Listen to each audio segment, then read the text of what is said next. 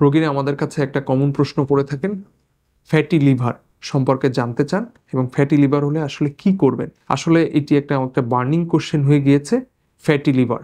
কারণ আমাদের বর্তমান লাইফস্টাইল ফ্যাটি লিভার হওয়ার জন্য একটা অন্যতম কারণ। আমরা সেডেন্টারি লাইফস্টাইল, মানে বসে থাকা কাজ করছি, আমরা কায়িক পরিশ্রম কম করছি, আমরা উচ্চ কার্বোহাইড্রেট যুক্ত খাবার খাচ্ছি, আমরা ফ্যাট জাতীয় খাবার বেশি খাচ্ছি। ফ্যাটি লিভার হওয়ার অন্যতম প্রধান কারণ হচ্ছে কার্বোহাইড্রেট, উচ্চ কার্বোহাইড্রেট খাওয়া।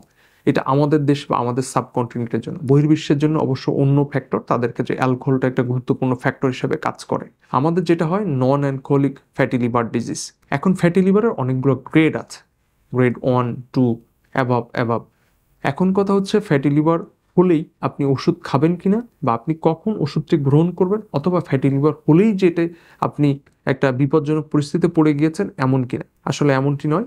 অনেক ক্ষেত্রে দেখা যায় গ্রেড 1-এর ক্ষেত্রে আমাদের ডায়েটিং বা ডায়েটারি কন্ট্রোল এর মাধ্যমেই, বা আমরা আমাদের ফুড হ্যাবিট চেঞ্জের মাধ্যমেই আমরা ফ্যাটি লিভার গ্রেড 1কে নিয়ন্ত্রণ করতে পারি। এরপরে গ্রেড 2, 3 এটার ক্ষেত্রে আসলে অনেক সময় মেডিকেশন প্রয়োজন হয় এবং অনেক সময় ডায়েটিংয়ের প্রয়োজন হয়ে থাকে।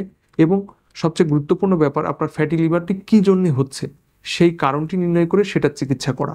সবসময় যে আপনার কার্বোহাইড্রেট গ্রহণের কারণে ফ্যাটি লিভার হচ্ছে এমনটি নয়। আপনার অনেক শরীরে অসুস্থতা থাকতে পারে, অনেক ডিজিজ থাকতে পারে যেটার কারণে ফ্যাটি লিভার হতে পারে।